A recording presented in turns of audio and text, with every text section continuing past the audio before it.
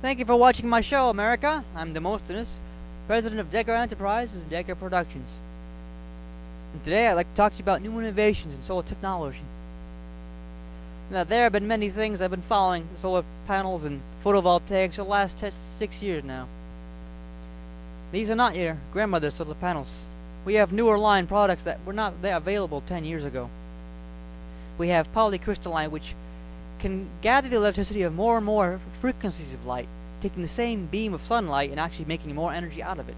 We also have amorphous crystal, which is more flexible and durable, maybe rubber-based or canvas-based, and can actually be worn as cloth or be bent and rolled into different shapes. And actually, the United States Armed Forces are currently using them to power some telecommunication places and out in the deserts.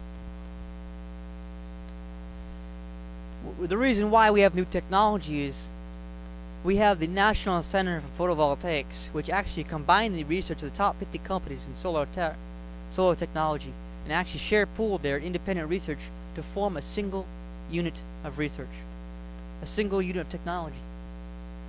One company's Super Wires was added to another company's Super Cells, and a third company's Super Gel Liquid, all combined on one panel, and all companies can now use it.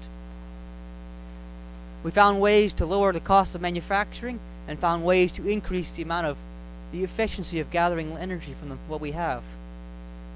And actually, we've actually improved the power capabilities and lowered the cost at the same time. In 2004, the strongest cell was about 185 watts and cost about $40 to $60 per square foot. Today, the average is about 230 watts, and you can get them for $20 to $30 per square foot. I don't think there's a better time to buy a solar panel than right now. And for all you people who say that they have a gas generator at home, they may be good for barbecues, but in case of emergency, I still vouch for solar panels. Last time I needed backup power was when the power went out. That was during Hurricane Katrina. During that emergency hurricane time, power when you actually need them, the power outage was so great, City Hall was out of power. Hospitals and emergency services were out of power. Gas stations themselves were out of power. Even if you had a gas generator, you could not pump the gas out of the ground and into your tank to use it. You were literally without power. The only people that made it through successfully were people that had alternate energy solutions, like solar power. In fact, I wish FEMA had this technology back then. If they did, it would have minimized the time that it would have taken for the emergency rescue operation to go through. Instead of 3 days of power loss, we would have had maybe 1 or 2, because they would have had expedited the speed at which they cut through trees, and we would have had a whole lot more access to power the machines to put back together telephone wires and electric wires, to put people back in homes, to cut out the water and put the city back into the proper place. The technology I would like to go into is called a solar-powered work truck. It's a specific design. Actually, what it does, it enables a person to put solar technology onto a vehicle and to create electricity and transportation at the same time. And even better, some vehicles have the ability, like recreational vehicles, to give habitation in domestic dwellings and houses. Some vehicles, like work trucks and semi-trucks, provide jobs. Now imagine if you had a vehicle that provides transportation, housing, energy, and a job all at the same time. You can operate your own business right off your car. If that isn't enough benefit, adding the benefit to saving lives would also make it stronger. There's also the third benefit. The fact that some people can't afford housing or would like to go mobile and off-grid. This is an instantaneous solution. I think everybody in America should have this kind of technology. No matter what your economic class is, no matter where you come from, this is a viable solution, an alternate way out. Some people cannot afford housing. Some people are worried that the housing they do have, they may lose. Threats such as hurricanes, floods, job losses, the rising cost of living, or even bankruptcy can threaten anybody. Some people who are part-time workers, they're making $7.50 an hour, and they're making less than 40 hours a week. Their income is pretty close to fixed. They're lucky to be making $1,000 a month. And what's worse is their spending is also fixed. It's not something they can budget. If you imagine the total bills we're talking about here. Owning a home, you have home mortgage, you have home insurance, you have repair, and you have electricity. Now imagine adding the cars. You have the car payments, you have car insurance, you have gas, you also have maintenance. Now imagine for everything else, you have food, and you have all auxiliary spending. Each of those bills are a pretty big bill, and most of them are more than $100 a month.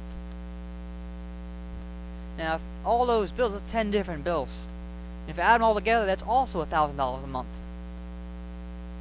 Most part-time employees or part-time workers can't actually legitimately afford the cost of living. Their income is fixed, and their spending is fixed. They can't go anywhere. 30% of America is unemployed.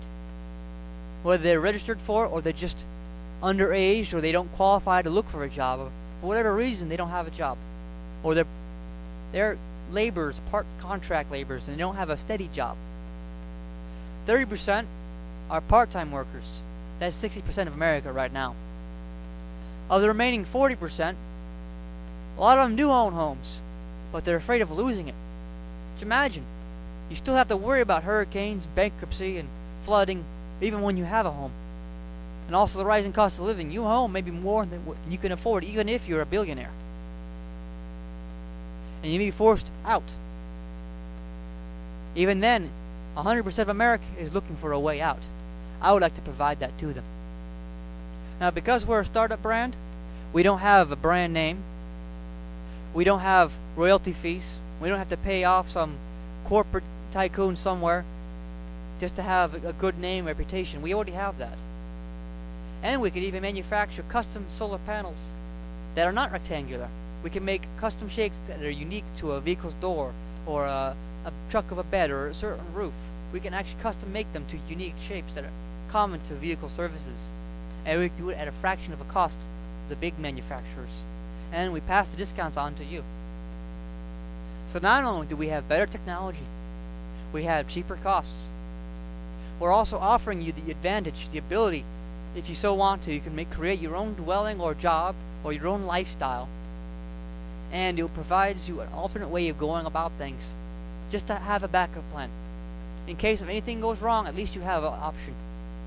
And for all those 5 reasons, I've created this solar-powered work truck, a solar-powered utilitarian truck, or SPUT.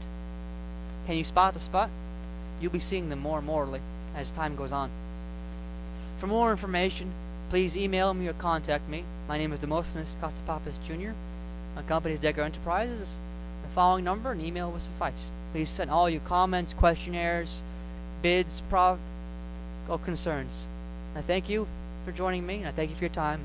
Hope to see you on my next segment, where I explain the how-to.